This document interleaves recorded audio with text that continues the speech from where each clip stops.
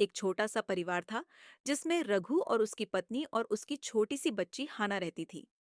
एक दिन रघु अपनी पत्नी से कहता है, अरे सुनती हो, चलो हम कहीं कुछ दिनों के लिए घूमने चलते हैं। अजी, आप सही कह रहे हैं। क्यों न हम हमारे पुराने गांव चलते हैं। खाना भी वहाँ एक बार भी नहीं गई है। अगले दिन सुबह वह सभी शहर से गांव की ओर चले आते हैं।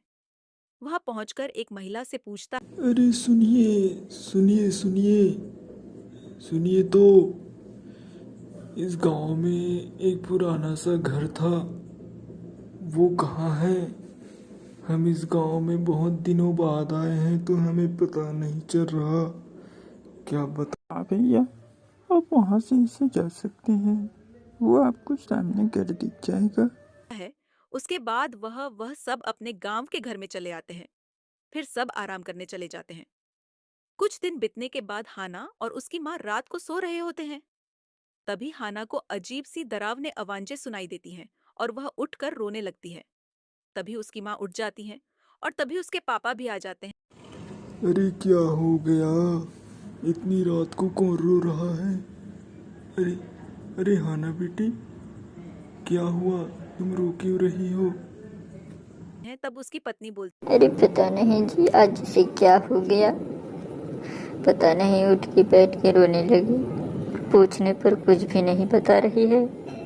अरे पापा, मुझे आज अचानक से डरावनी आवाजें सुनाई दे रही थी, जिससे डरकर मैं रोने लगी।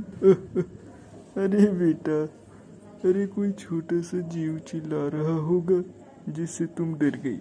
कोई बात नहीं, सो जाओ सो जाओ। कहता है। कुछ दिन बाद फिर हाना को वह आवाज सुनाई देती है। आज मैं इसका पता लगा कर रहूंगी कि। तब हाना बिना कुछ अपने माँ पापा को बताए अकेले उस आवाज की ओर चलती जाती अरे कौन है वहाँ पर? कौन ऐसे रात को चिल्ला चिल्ला कर रो रहा है? अरे है और उसे एक चुड़ैल दिखाई देती है।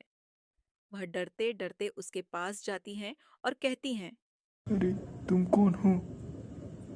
तुम ही क्यों ऐसे रो रही हो? तब चुड़ैल कहती है, बेटा, तुम मेरी मदद कर सकती हो। तुम्हारी मदद से मैं इस चुड़ैल से वापस मोक्ष प्राप्त कर सकती हूँ। और हाना उसकी मदद करती है।